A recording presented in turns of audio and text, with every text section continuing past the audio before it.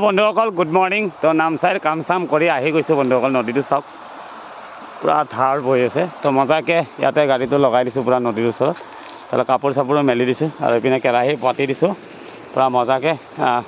Mutton হ'ব বন্ধুসকল। নামচাইৰ পৰা মটন লৈ আহিছোঁ আৰু এইটো মোৰ ভাত পূৰা মজাকৈ বনাই পেপাৰেদি ঢাকি থৈ দিছোঁ। আৰু এইপিনে মোৰ যোগাৰটো জানে মোক মটন লাগিব।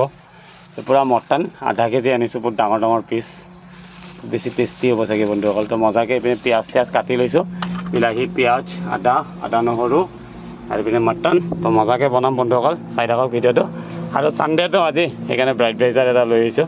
মানে অৰুণাচলত থাকি যদি এটা বিয়াৰ নাখাওঁ কি হ'ল, ল'ৰা মানুহ হ'ল ন বন্ধুসকল। তো সেইটো কাৰণে মজাকৈ বিয়াৰ এটা লৈ আহিছোঁ। বিন্দাছ নদীৰ কাষত গাও ধুই ল'ম ইয়াতে। তাৰ ইয়াৰ পৰা চিধা ওলাই যাম এনেকৈ ডাম্বুক হৈ কিনে, মানে তেজু ডাম্বুক হৈ কিনে পাছিঘাট যাম বন্ধুসকল।